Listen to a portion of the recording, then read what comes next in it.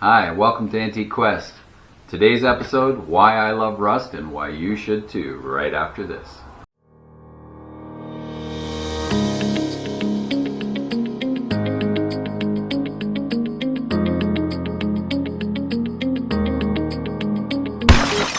Okay, so it's been a couple weeks since we've got a video out. We've been really busy between auction and we just did the Sussex flea market, the big show, for 4 days, where I bought this great Have a Pepsi sign, which brings up this whole topic of rust. Now, sitting it out there, I watch people look at it for the whole weekend and judge it one way or the other. And here's where the biggest problem has come in the antique trade lately. You have your picker shows on TV, and what they're teaching is condition, condition, condition. Now, as a general rule of thumb, that's a good thing. The problem lies in everything is being redone, repainted, taken from this state into a perfect mint shape again. Now, the problem with that is the same problem we ran into in the antique trade back in the 70s, is where people would get interested in something and everybody wanted it to look like it was brand new, like the day it just came off the shelf. And especially with signs, you're seeing it everywhere. You're seeing guys doing re-porcelain work, repainting, fixing, restoring. Great, there should be some restored examples. The problem is going to be when all of these examples are gone, which quite frankly, I prefer to find them like this than I do mint condition. The only reason I want to find one mint condition is it's worth much more to the masses and I will sell it easily. But as far as appeal, for me, I much prefer a sign that looks like this. It reminds me of going down to Ted's Variety back when I rode my bike and it was a little wooden shack. And he had signs on the outside of it that looked like this. They were rusty because they hung there for years and years. To me, this is nostalgic. To see this sign in absolutely mint condition kind of bores me.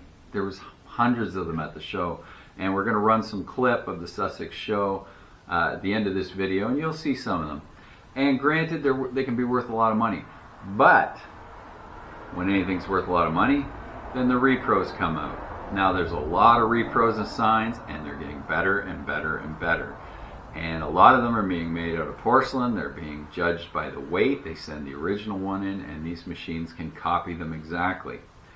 So again, we're going to have another problem like we have in the antique trade where something gets popular, gets reproed to death, and then that something starts to drop in price. Now, this one's been riding for quite a while, vintage advertising, and I think you're going to see some problems start in the near future. But what they can't reproduce is this natural, perfect aging of a sign.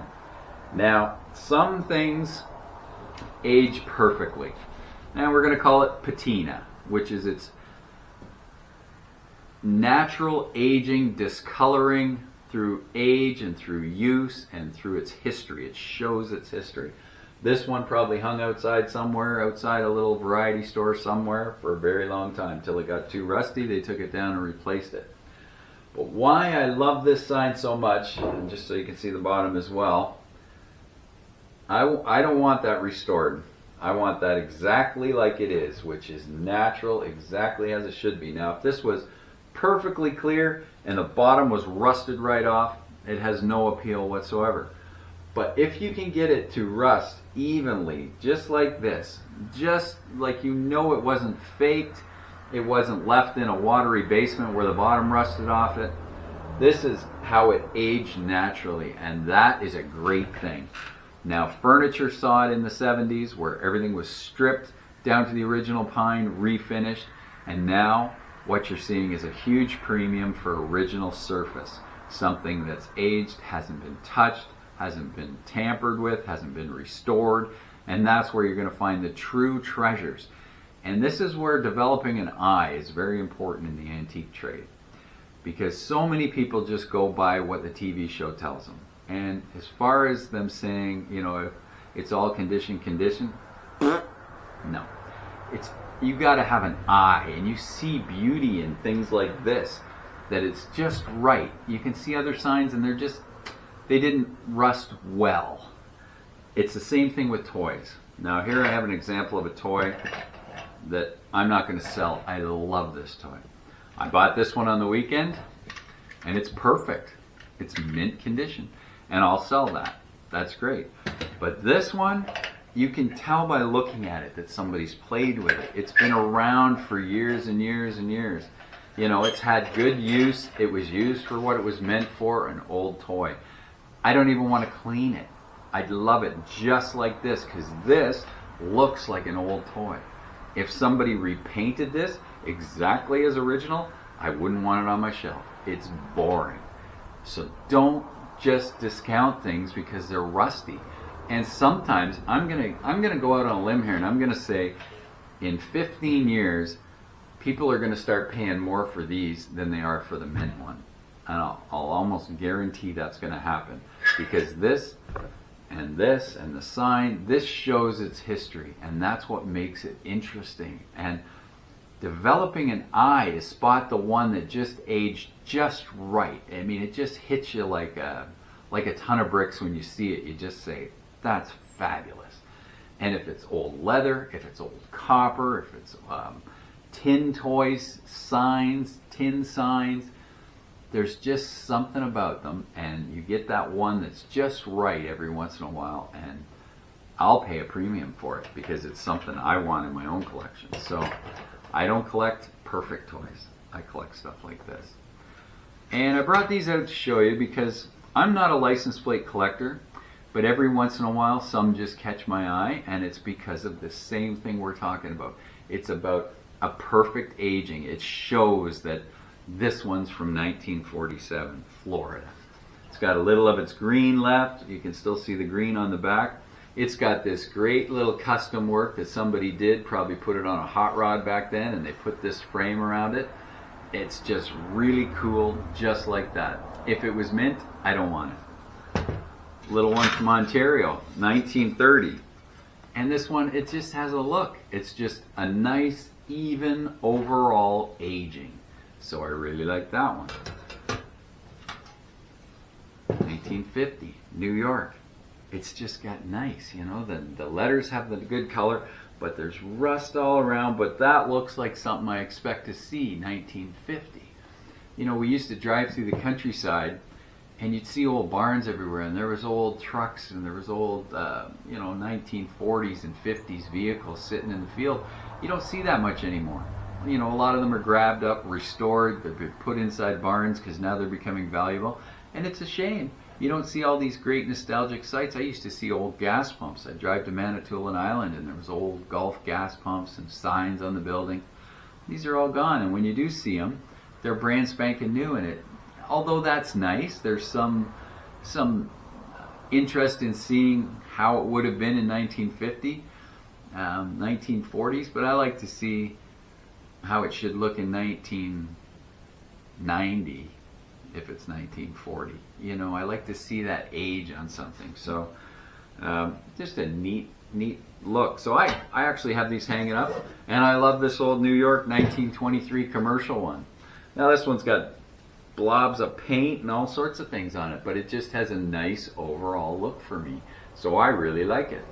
So what am I trying to tell you? What I'm trying to tell you is that this repeats itself in the antique trade in every single section, and what happens is you get your TV guys telling you that if it isn't in perfect condition, don't buy it. It's got to be mint.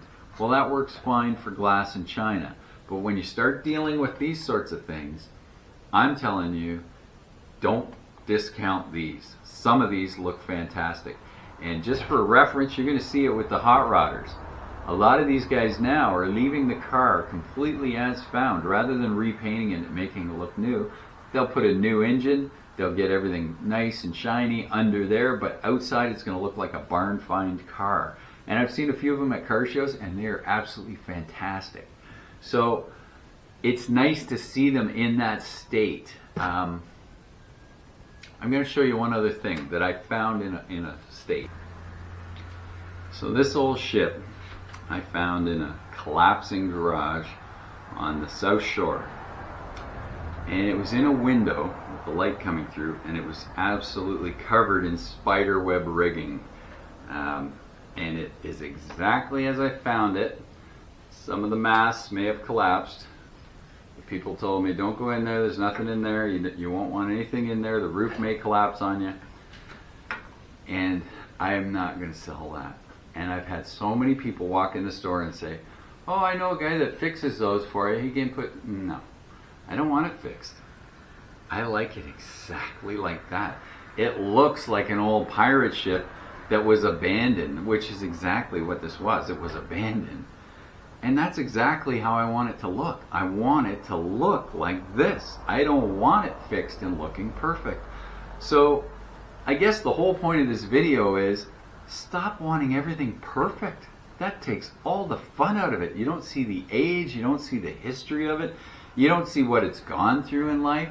It just doesn't sing to me if it's perfectly fine. It's just another neat thing that you can buy anywhere. In the stores, reproductions, but you try and find me a guy that can reproduce the look of that. No way, no way. You'll never capture this like age captured it. Age and its history have turned it into this. And there's no way to fake it, and there's no way to reproduce it.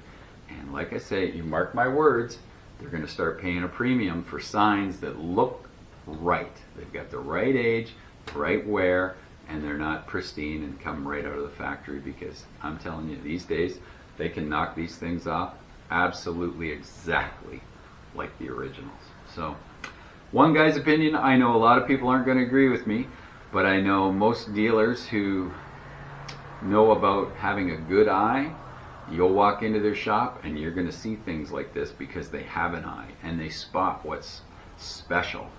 And that's really the important thing. It's not reading a book and finding out how much the value is worth in perfect shape and then in 90% shape and then in 80% shape, like most people are running around doing the sign business these days. It's having that ability to spot the true gems that are out there.